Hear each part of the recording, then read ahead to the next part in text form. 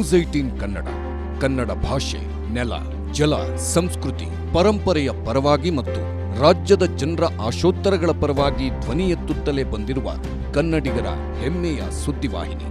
ಸಮಾಜದ ಅಂಕುಡೊಂಕುಗಳನ್ನು ತಿದ್ದುವುದರ ಜೊತೆಗೆ ಸಮಾಜಮುಖಿ ಕೆಲಸಗಳಿಗೆ ಸದಾ ಬೆನ್ನೆಲುಬಾಗಿ ನಿಲ್ಲುವ ಕರ್ನಾಟಕದ ಅಗ್ರಗಣ್ಯ ಚಾನೆಲ್ ನ್ಯೂಸ್ 18 ಕನ್ನಡ. ಈ ನ್ಯೂಸ್ 18 ಕನ್ನಡದ ಹೆಮ್ಮೆಯ ಪ್ರಸ್ತುತಿ ಹೆಲ್ತ್ ಕೇರ್ ಅವಾರ್ಡ್ಸ್ 2024. ಹಗಲು ರಾತ್ರಿ ಎನ್ನದೆ ದಣಿವನ್ನು ಲೆಕ್ಕಿಸದೆ ರೋಗಿಗಳ ಸೇವೆ ಮಾಡುತ್ತಿರುವ ಲಕ್ಷಾಂತರ ವೈದ್ಯರಿದ್ದಾರೆ. ವೈದ್ಯಕೀಯ ಸಿಬ್ಬಂದಿಗಳೂ ಇದ್ದಾರೆ. ಕೊರೋನಾದಂಥ ಕಠಿಣ ಸಮಯದಲ್ಲೂ ತಮ್ಮ ಜೀವವನ್ನು ಲೆಕ್ಕಿಸದೆ ಜನರ ಜೀವ ಉಳಿಸಿದ ವೈದ್ಯಕೀಯ ಲೋಕದ ನಕ್ಷತ್ರಗಳಿದ್ದಾರೆ. ಅಂಥವರನ್ನ ಗುರುತಿಸಿ ಗೌರವಿಸುವ ವಿನೂತನ ಕಾರ್ಯಕ್ರಮವೇ ನ್ಯೂಸ್ 18 ಕನ್ನಡದ ಹೆಲ್ತ್ ಕೇರ್ ಪ್ರಶಸ್ತಿ.